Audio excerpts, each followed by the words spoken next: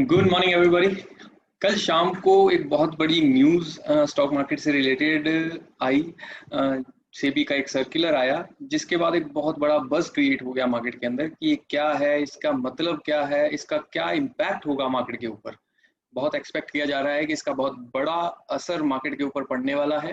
तो आज हम देखते हैं कि इसका क्या असर होगा, इसका क्या मतलब है, इसका आपके पोर्टफोलियो पर क्या इम्पैक्ट हो सकता है, और अगर आप इसका बेनिफिट लेना चाहें तो किस तरह से इस सर्कुलर का बेनिफिट लिया जा सकता है। आपको बहुत से मैंने कल इसके ऊपर एक पोस्ट भी डाली थी, बट मुझे उसके बाद काफ़ी क्वेरीज आई कि वो अच्छे से समझ नहीं पा रहे हैं लोग। इसलिए मैंने डिसाइड किया कि मैं एक वीडियो बनाऊंगा इसके ऊपर। तो आप इसे देखिए, आई होप काफ़ी चीज़ें क्लियर हो जाएंगी इसके बाद, इस वीडियो को देखने के बाद। तो हम शुरू करते हैं। सबसे पहले मैं आपको दिखाता हूँ कि सेबी क्या वो सर्कुलर क्या है।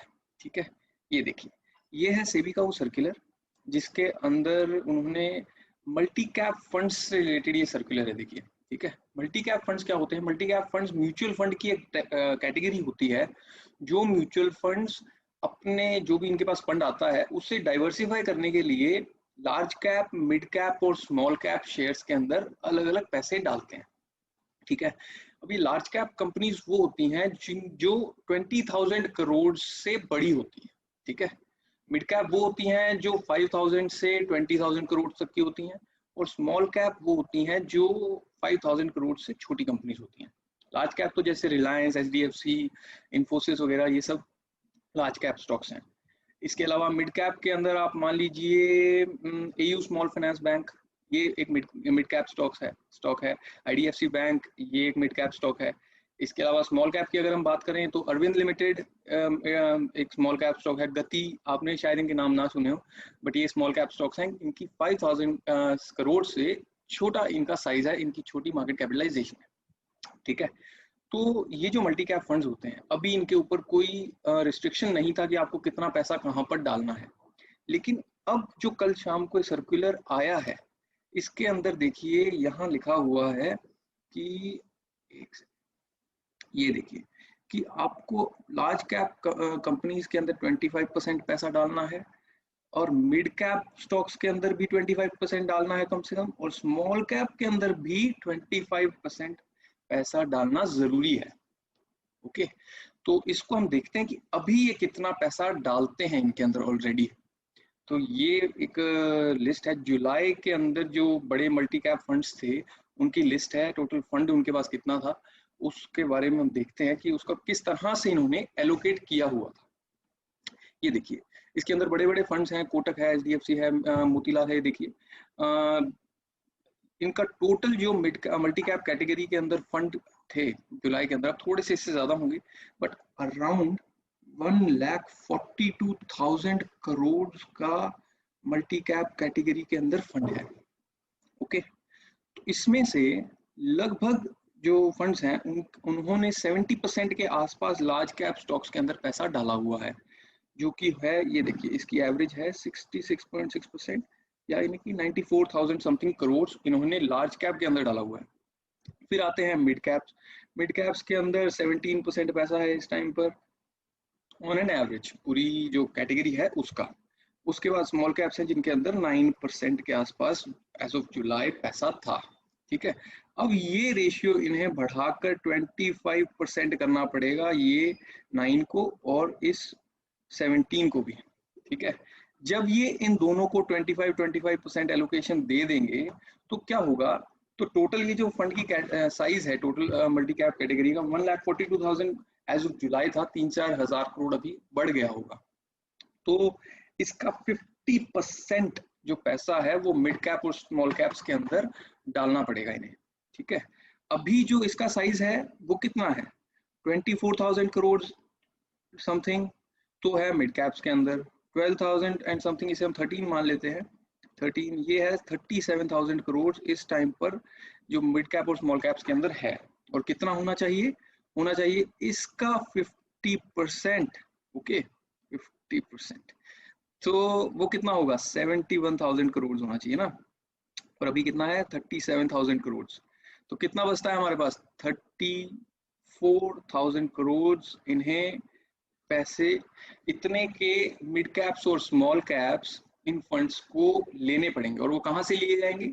वो लिए जाएंगे इन्हें बेचकर, जो लार्ज कैप का हिस्सा है उससे बेचकर इन्हें मिड कैप और स्मॉल कैप स्टॉक्स लेने पड़ेंगे। तो अराउंड 35,000 40,000 करोड़ का रीस्ट्रक्चरिंग इसे माना जा रहा है कि ये पैसा लार्ज कैप स्टॉक्स से निकलेगा और मिड कैप और स्मॉल कैप स्टॉक्स के अंदर आएगा। इसकी वजह से ये माना जा रहा है कि लार्ज कैप स्टॉक्स तो बहुत गिर सकते हैं एक बार के लिए, और मिड कैप और स्मॉल कैप स्टॉक्स जो है वो बढ़ सकते हैं। ओके, इसके अलावा इसका जो बहुत बड़ा इम्पैक्ट पड़ सकता है वो पड़ सकता है निफ्टी के और सेंसेक्स के ऊपर। ये बहुत जाहिर सी बात है कि लार्ज कैप जो स्टॉक्स हैं वो ज्यादातर निफ्टी और सेंसेक्स के पार्ट हैं, तो जब उनमें बहुत बड़े स्केल पर सेलिंग आएगी तो उसका इम्पैक्ट निफ्टी और सेंसेक्स पर भी देखा जा सकता है। ठीक है, आई होप ये कैटेगरी ये समझ गए हो आप कि ये सर्कुलर क्या है, इसका मतलब क्या है। अब देखिए कि आपको एनालाइज किस तरह से करना चाहिए कि आपके स्टॉक्स जो आप लेना चाहते हैं या आपके पास हैं उनको फायदा होगा या नुकसान होगा। उसके लिए आप एक बहुत सिंपल सा तरीका है, किसी भी फंड को पकड़िए, मान लीजिए Kotak standard multi cap fund को हम लेते हैं, तो मनी कंट्रोल के ऊपर आप जाइए, इसके पोर्टफोलियो को चेक कीजिए। इसको मैं मनी कंट्रोल के ऊपर जाता हूँ, यहाँ पर मैं इसका पोर्टफोलियो देखता हूँ। ओके, इसके पोर्टफोलियो के अंदर मुझे दिख जाएंगे कितने स्टॉक्स हैं। यहाँ पर आप देख रहे हैं, यहाँ हम देखते हैं कंप्लीट होल्डिंग, और उससे भी हम देखेंगे मार्केट कैपिटलाइजेशन के हिसाब से। यहाँ पर आपको सारी लिस्ट मिल जाएगी कि इन्होंने कितना पैसा किस स्टॉक के अंदर डाला हुआ है, और स्मॉल कैप्स के अंदर कितना है, मिड कैप्स के अंदर कितना है, कौन कौन से शेयर्स के अंदर इनका ज्यादा इंटरेस्ट है। ओके, यहाँ से आपको बहुत आइडिया लग जाएगा कि जो इनके पास पहले से स्टॉक्स के अंदर जिनका ज्यादा इंटरेस्ट है मिड कैप और स्मॉल कैप्स में, उनके अंदर ये अपना शेयर बढ़ाएंगे, और जो लार्ज कैप स्टॉक्स हैं उनके अंदर जिनमें पहले से ही इनका स्टेक कम है, इंटरेस्ट कम है, उनके अंदर से अपना शेयर कम कर सकते हैं। ओके, तो इस तरह से आप इन फंड्स को चेक कीजिए। ये लिस्ट आपको मैं दे रहा हूँ, इसमें से हर फंड को आप देख सकते हैं। मैं आपको पर्टिकुलरली किसी स्टॉक का नाम नहीं बता सकता, इसलिए मैं आपको इस तरह से तो जरूर हेल्प कर सकता हूँ कि आप इस लिस्ट को देखिए और एनालाइज कीजिए, आपको पता चल जाएगा, बहुत इजी होगा। आप उसके अलावा मुझसे पूछ लीजिएगा, कोई डाउट हो, कुछ पूछना चाहते हो तो।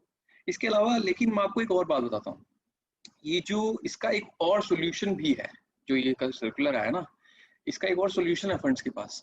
इसके अंदर फंड्स जो हैं वो अपनी अगर कैटेगरी को चेंज कर लें, ये मल्टी कैप कैटेगरी के फंड से मान लीजिए अपने फंड को दूसरा नाम दे देते हैं, दूसरी कैटेगरी के अंदर ले जाते हैं, मान लीजिए फोकस्ड फंड बोल देते हैं या थीमेटिक फंड बोल देते हैं इसे, तो इन्हें इस रेगुलेशन को फॉलो करने की जरूरत नहीं रहेगी।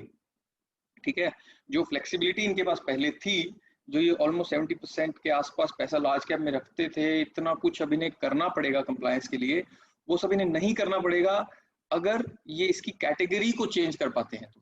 ठीक है, तो आप बहुत से फंड्स को देखेंगे कि वो इसकी कैटेगरी को भी चेंज करेंगे। ठीक है, तो हम देखते इसको, अब इस तरह से मत देखिएगा कि इसका बहुत बड़ा कोई इम्पैक्ट होगा। ये एक कंप्लायंस का इशू है, रेगुलेटरी कंप्लायंस के कारण इन्हें लेना और बेचना पड़ेगा। तो आपको बहुत अच्छी अपॉर्चुनिटीज भी मिल सकती हैं अच्छे स्टॉक्स को लेने की और बेकार स्टॉक्स को बेचने की भी, क्योंकि कल कई बेकार मिड कैप और स्मॉल कैप स्टॉक्स भी अच्छे स्टॉक्स के साथ भाग सकते हैं कल, यानी कि मंडे को। क्योंकि ऐसे टाइम पर क्या होता है, ज्यादातर घोड़ों के साथ गधे भी भागते हैं। ठीक है, तो अच्छा मौका मिले तो उन्हें बेच जरूर दीजिए, नए स्टॉक्स को लें या ना लें। अब हम देखते हैं कि ये रेगुलेशन जो है ये अप्लाई कब से होनी है। ओके, ये इसके ऊपर था, ये मैं पहले आपको बता नहीं पाया। ये देखिए, all the existing multi-cap funds shall ensure compliance with the above provisions within 1 month from the date of publishing the next list of stocks by AMFI, ये जो म्यूचुअल फंड इंस्टीट्यूशन एसोसिएशन है इंडिया की, that is जनवरी 2021। तो ये जनवरी 2021 से एक महीना इन्हें मिलेगा इस कंप्लायंस को फॉलो करने के लिए।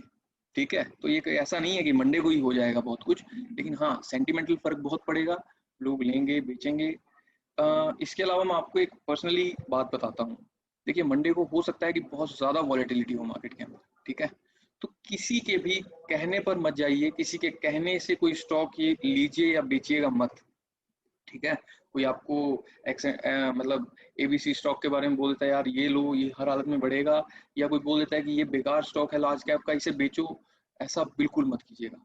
खुद से एनालिसिस कीजिए, किसी एनालिस्ट से बात कीजिए, प्रोफेशनल से बात करेंगे तो ठीक है, बट किसी से भी आप सोचकर और इतने वॉलेटाइल मार्केट के अंदर कुछ भी पोजीशन बनाएंगे तो बहुत गलत तरीका है, बहुत ज्यादा स्पेकुलेटिव हो जाएगा, बहुत ज्यादा रिस्की हो जाएगा, और मैं नहीं चाहता कि उसके वजह से कोई बहुत बड़ा लॉस हो जाए या ऐसा कुछ हो जाए, बहुत टेंशन हो जाए, ठीक है।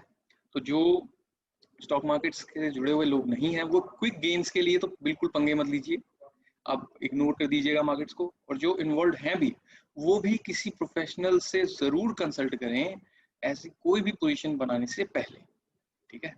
Thank you very much.